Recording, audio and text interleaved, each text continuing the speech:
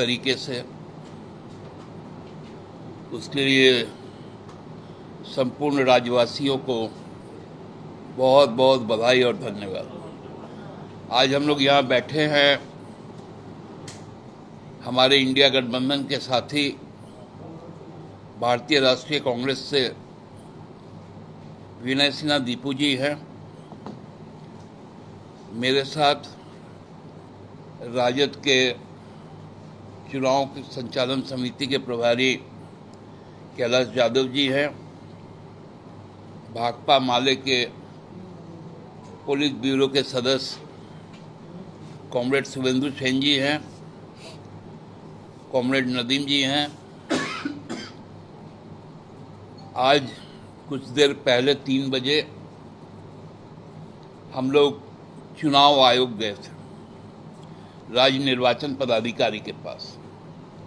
उनके मार्फत हम लोगों ने भारत चुनाव आयोग को अपनी कुछ आपत्तियां दर्ज की। 29 तारीख को आप लोगों ने देखा होगा, अचानक से एक फरमान आ गया कि देवघर के एसपी अजित पीटर डुंगडुंग को वहां से स्थानांतरित कर दिया गया। उसके पूर्व एक फरमान आया कि रांची में जो पदस्थापित उपायुक्त थे मंजूनाथ भजयंत्री, उनको भी स्थानांतरित कर दिया जाए। ये ऐसे परिस्थिति में हो रहा है, इस परिस्थिति को थोड़ा समझना पड़ेगा, क्योंकि सांसद निशिकांत दुबे जी ने इन 2 व्यक्तियों पर लोकसभा चुनाव के दौरान कुछ आरोप लगाए थे। तब चुनाव आयोग ने यह कार्रवाई की थी।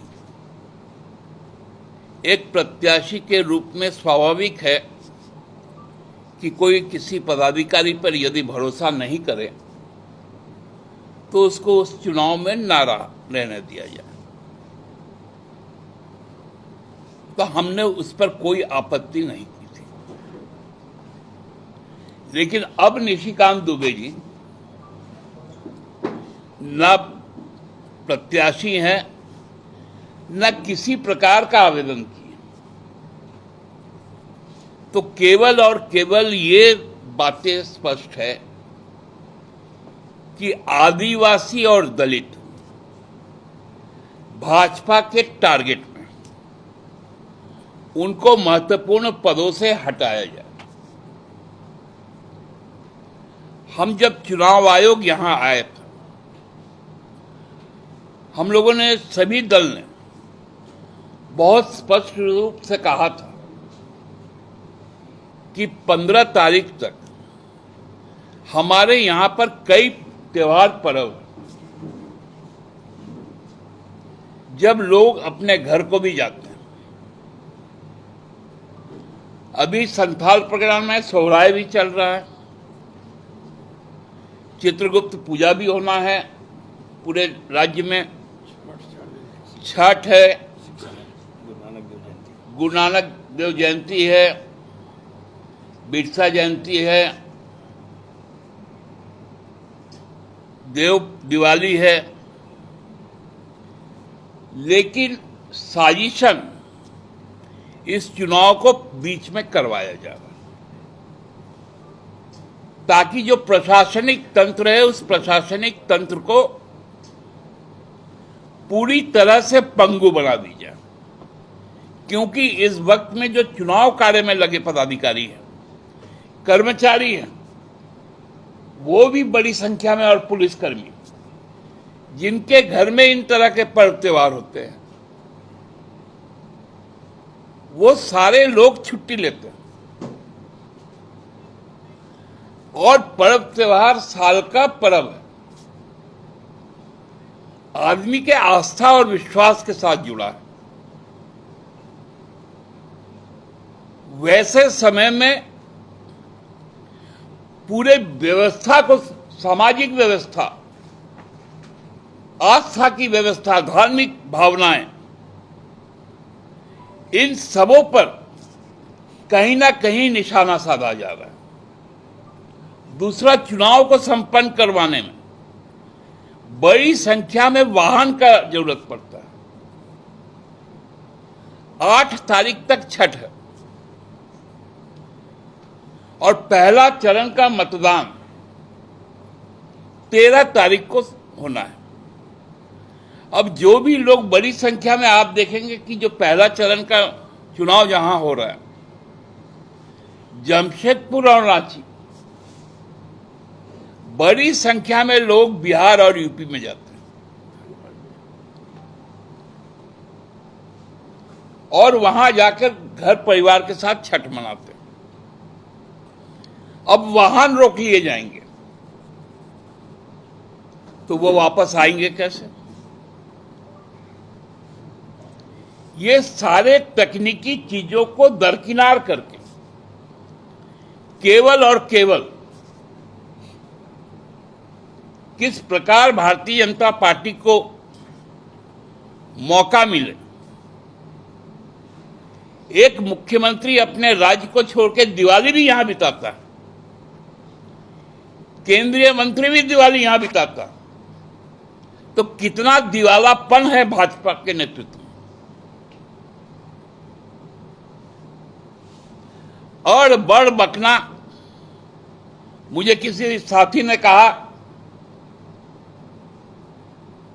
भाजपा के एक बहुत बड़े प्रदेश के नेता हैं, मुख्यमंत्री भी रहे, कि हेमंत जी ने गलत फॉर्म भर दिया। अपना निर्वाचन क्षेत्र जो 3 नंबर बरहेट है, उसके जगह पे 64 हटिया लिख दिया। हमने कहा बाप रे बाप, बाबूलाल जी का इतना विद्वता था, हम लोग को पहले मालूम ही नहीं चला था। हम लोग सबको ही जानते हैं कि 64 हटिया के मतदाता हेमंत सोरेन जी और उनकी पत्नी कल्पना सोरेन जी। हरमू हाउसिंग कॉलोनी में उनका निवास है और संत फ्रांसिस स्कूल में उनका बूथ पड़ता है। ये लोग इतना बौखला गए।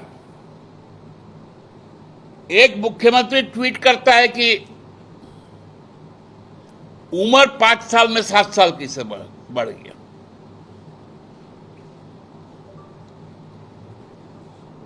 रात को अंधेरे में जिस प्राणी को दिखाई देता है, वो प्राणी भी इतना गलत नहीं बोल सकता, क्योंकि हम लोग सबको ही जानते हैं कि हमारा जो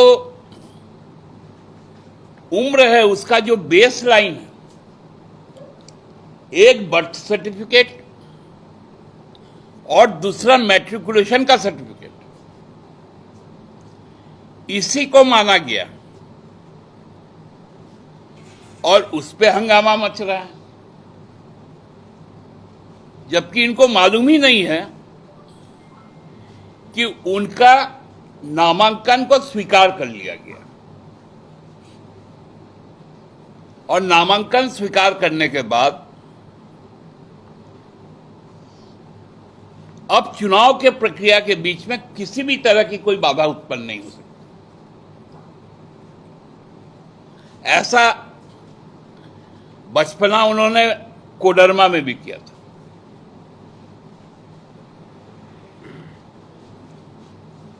मूल बात जो ये है कि चुनाव आयोग एक पक्षीय कार्रवाई कर रहा है।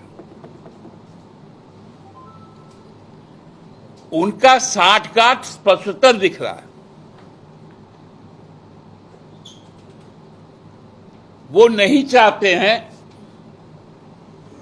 कि भारतीय जनता पार्टी के खिलाफ जो संयुक्त गठबंधन है इंडिया का, वो मजबूती के साथ चुनाव लड़े, क्योंकि हम सिद्धांतों पर चुनाव लड़ना चाहते हैं।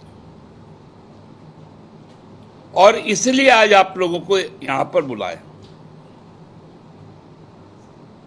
हमारे साथ हमारे गठबंधन के भी लोग हैं। ये भी अपनी अपनी बातें कहेंगे और उसके बाद यदि किसी का कोई सवाल होगा स्पेसिफिक किसी से तो वो आप लोग जरूर पूछ लेंगे। मैं भारतीय राष्ट्रीय कांग्रेस के दीपू जी से कहूँगा कि वो अपनी बात को रखें। नमस्कार, आप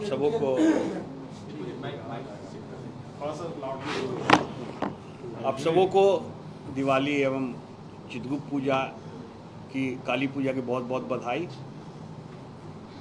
आज जो झारखंड मुक्ति मोर्चा जो हम लोग का नेतृत्व करता है झारखंड में, उनके द्वारा जो एक क्वेश्चन भी उठाया और पूरे गठबंधन के द्वारा कि जो प्रशासनिक अधिकारी को जो हटाने का उद्देश्य था, जब आप हित की बात करते हैं, आप आदिवासी समाज को बढ़ाने की बात करते हैं, दलित समाज को बढ़ाने की बात करते हैं, और एक सांसद जिसके दिल व दिमाग में छाया हुआ है कि कैसे एन प्रकरण हम इस सरकार को हटाएं, उस तरीके से उन्होंने एक दबाव बना करके दो वरिष्ठ पदाधिकारियों को, रांची के डीसी को और देवघर के एसपी को हटाया गया। हम लोग को लगता है ऐसा है, जैसा सुप्रिया जी ने भी ठीक सही कहा कि कहीं ना कहीं इलेक्शन कमीशन पर बहुत बड़ा प्रश्न चिन्ह लग रहा है। लोग सोचने लगे, लोग समझने लगे, समाज सोचने लगा, समझने लगा है। तो मैं तो बस यही कहूँगा कांग्रेस पार्टी की ओर से कि ये कोई बड़ा रूप ना ले ले। हमको ये समझ में आता है कि चुनाव की प्रक्रिया जो है, चुनाव की प्रक्रिया के तहत ही चलने दें। और आप बात करते हैं धर्म की, आप बात करते हैं धर्मों के बीच में लड़ाने की, आपका जो उद्देश्य है, लेकिन आपको अभी क्या हो गया? हम लोग इलेक्शन कमीशन में सारे दल के लोग ने 15 तारीख के बाद चुनाव का डेट रखने की बात कही थी। Congress party, JMM, RJD, communist और जो लोग भी गए थे, इवन बीजेपी भी। और हम लोग ने बोला था कि एक डेट पे चुनाव हो। हम लोग का मत वही था कि एक डेट पे चुनाव हो। लेकिन आप देखिए 13 तारीख को यहाँ इलेक्शन है। रांची में और जमशेदपुर, दो जगह ऐसा है जहाँ गुरु पर्व की निकलती है झांकियाँ, रातू रोड से, और जमशेदपुर में बहुत सिख समाज के लोग वहाँ रहते हैं और रांची में रहते हैं। आप किस धर्म की बात कर रहे हैं? आप किस धर्म के साथ है ये तो बताइए। छठ जैसे पूजे को आप जो है दिवाली जैसे पूजे को, हमारा सब जितना पूजा का है उसमें आप इलेक्शन के लिए लोग को लगा। लोग को कोई मतलब नहीं है। इलेक्शन का एक बहुत महापर्व है और इलेक्शन में हम निकलते हैं अपने मताधिकार को उपयोग करने के लिए और हमारा सोच को देते हैं। वोट किसको देते हैं? हमारा सोच बताता है। आप उस सोच को भी मार रहे हैं। तो मुझको ये लगता है बहुत गलत प्रक्रिया भारतीय जनता पार्टी के द्वारा कराया गया है। इलेक्शन कमीशन को इतने बोलने के बाद भी हमको ये समझ में आता है कि ये मताधिकार के जो वोट देने वाले लोग उनके खिलाफ जाता है और आप उनके हक पर चोट किए। ठीक ही इन्होंने बोला कि 8 तारीख तक छठ है, जो लोग जाएंगे 12 तारीख को, 13 तारीख को यह मताधिकार है। हम लोग ने जाकर के उनको कहा भी था कि आप बढ़ाइए डेट, कम से कम 13 की जगह 17 कर दीजिए, 18 कर दीजिए, लेकिन कोई नहीं हुआ। उनको क्या सोच है नहीं मालूम है। हमको यही समझ में आता है कि भारतीय जनता पार्टी नीति की जो सरकार जो चल रही है केंद्र में, वो कहीं ना कहीं इलेक्शन कमीशन को प्रेशराइज कर रही है कि कैसे भी आप Jharkhand Mukti Morcha led government, Congress led government और सारा आरजेडी गवर्नमेंट जो यहाँ पर बनी है, उसको इन केंद्र पकड़ पूरे हटाने की जो लगी हुई ताकत, कैसे हेमंत सोरेन जी को उन्होंने अरेस्ट करवाया, बेदाग होकर के नहीं, लेकिन उन्होंने बेल दिया कोर्ट ने, बहुत सारा कोर्ट किया कोर्ट ने। तो ये सब बातें भी आम आदमी समझ रहा है और आज ये समझ गया है कि भारतीय जनता पार्टी कितनी ओछापन पे उतर गई है। उनको मालूम है कि हमको 16 से 18 सीट, तो उनके सर्वे ने कह रहा है कि 16 से 18 सीट आएगा और वो 16 से 18 सीट के चलते वो फिर इस तरह की कुछ ना कुछ कुकक चला रहे हैं और कहीं ना कोई एक संवेदनशील भावना को उत्पन्न करने का प्रयास कर रहे हैं। मैं यही अपनी बात अपनी पार्टी की ओर से रखा हूँ।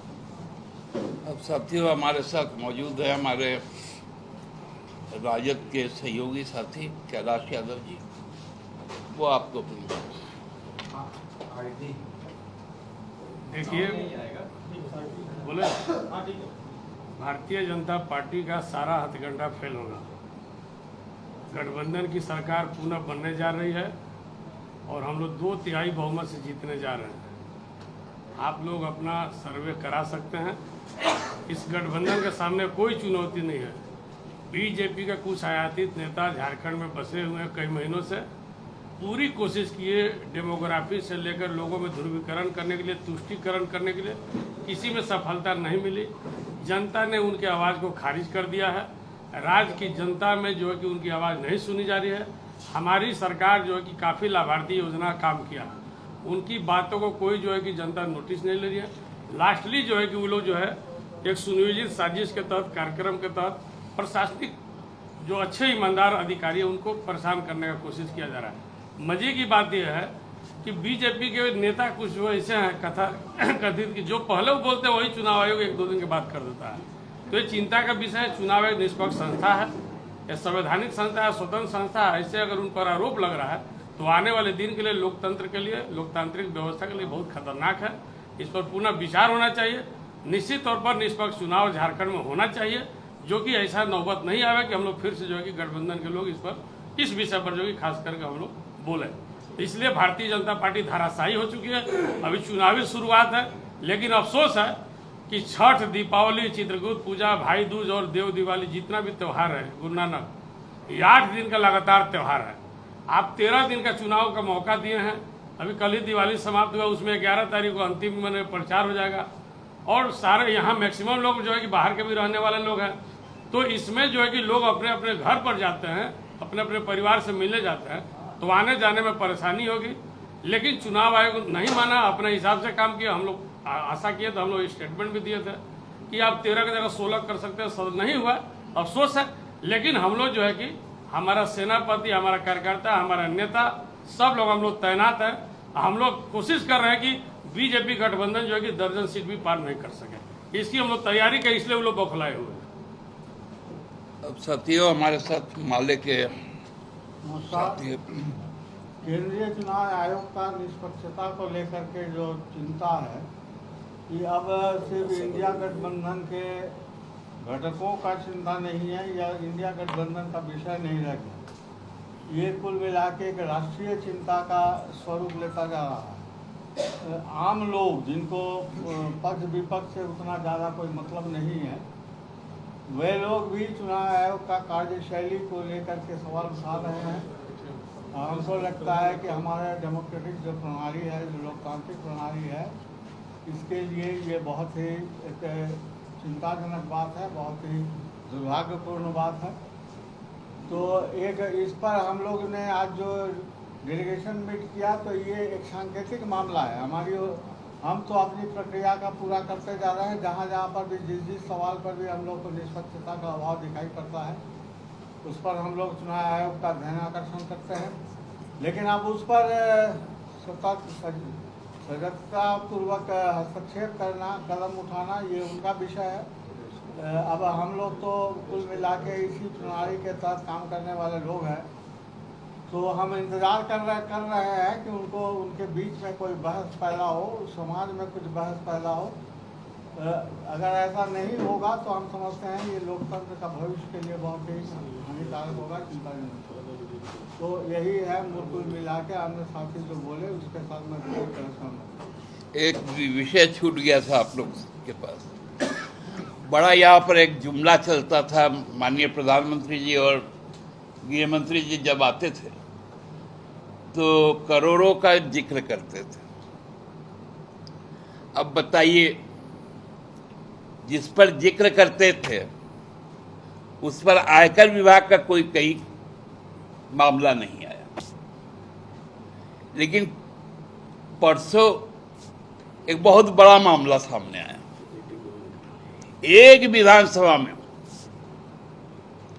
वो भी एक विधानसभा का एक प्रखंड के लिए 125 करोड़ रुपए एक स्कूल में रखा गया। उसी विधानसभा में एक और स्कूल है और यूनिवर्सिटी भी है। यदि स्कूल में 125 है तो यूनिवर्सिटी में कितना रखा हुआ होगा उसी विधानसभा क्षेत्र में? आप अंदाजा लगा लीजिए धनबल का। जिस स्कूल में हर ट्रांजैक्शन, बच्चों का जो ट्यूशन फीस है, बस किराया है, वो सारे ऑनलाइन जमा होते हैं। वहां 1,14,00,000 रुपए मिलने का क्या स्रोत है? और जब कांग्रेस के एक सांसद के घर से जब और उनके पूरे बिजनेस हाउस में जब पैसा मिला था तो प्रधानमंत्री जी ट्वीट किए थे, माननीय प्रधानमंत्री जी, आपका एक कार्यकर्ता के स्कूल में एक प्रखंड में खर्च करने के लिए यदि 1.25 करोड़ रुपए है, तो इस राज्य में आपके कितने हजार करोड़ का चुनावी बजट है? ये सवाल भी हम लोगों का आज भारतीय जनता पार्टी से है कि बाबूलाल जी को और हेमंता जी को ये स्पष्ट करना चाहिए ये पैसा भाजपा ने किस काम के लिए, मदन सिंह नाम का उनका सक्रिय कार्यकर्ता, आजीवन सदस्य, उनका पदाधिकारी, उनके वहां रखा था। ये बातें हेमंता जी को आज बताना चाहिए। धन्यवाद। कोई सवाल हो? दादा, प्रधानमंत्री के कार्यक्रम को लेकर सरकारी कर्मियों की छुट्टी जो है वो रद्द करने की बात आ रही है सामने। अब बताइए ना, अब त्योहार पर्व को भी अब सब नाश करने पे तुला हुआ। अब चुनाव के लिए आ रहे, कोई देश सेवा के लिए नहीं आ रहे।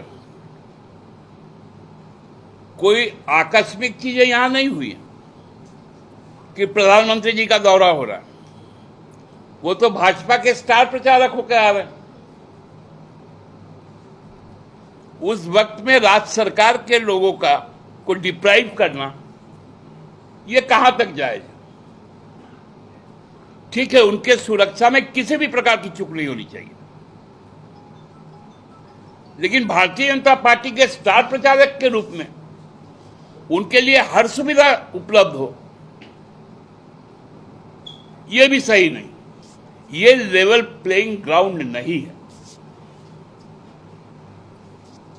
दादा, जैसे कि इंडिया गठबंधन दल के बाकी नेता सभी आरोप लगा रहे हैं कि चुनाव आयोग लगातार आपकी बातों को नजरअंदाज कर रहा है और एकतरफा कार्रवाई कर रहा है। तो चुनाव आयोग संवैधानिक दायरे पर ही रह के काम करे, इसके लिए कानूनी रवैये पर कोई विचार कर रहे हैं आप? देखिए, चुनाव आयोग हमारे लिए एक प्रतिष्ठा का विषय है, इसलिए हम लोग ज्यादा चिंतित हैं कि उनको निष्पक्ष दिखना चाहिए। मैं इस बात को मानता हूं कि अभी जो मुख्य चुनाव आयुक्त है उनका झारखंड से एक लगाव है, यहां वो सर्व कर चुके उपायुक्त के रूप में। उनका ये दायित्व व्यक्तिगत रूप से ज्यादा बढ़ जाता है, लेकिन अफसोस है कि इस प्रकार की आपत्तियां हम लोगों को दर्ज करनी पड़ती हैं। हमने इसी चुनाव आयोग को देखा था कि चुनाव आयोग की शक्तियां कितनी होती हैं। आज जितना स्वीप, सी विजिल, जितने सुविधा ऐप, सारे जो कंसेप्ट थे वो चुनाव आयोग के पूर्व आयुक्त टीएन शेषन जी का था। उस लेगेसी को अब यदि इस गर्त में डाला जाए तो ये काफी अफसोसजनक है। दादा, आपके पार्टी के एक प्रत्याशी हैं, गढ़वा से सरकार में मंत्री भी हैं, हनी ट्रैप जो फंसाने की कोशिश की गई है, उसको कैसे देख रहे हैं आप? अब भाजपा के पास अब बचा क्या है? इनके पास मनी एंड हनी, दो ही चीज।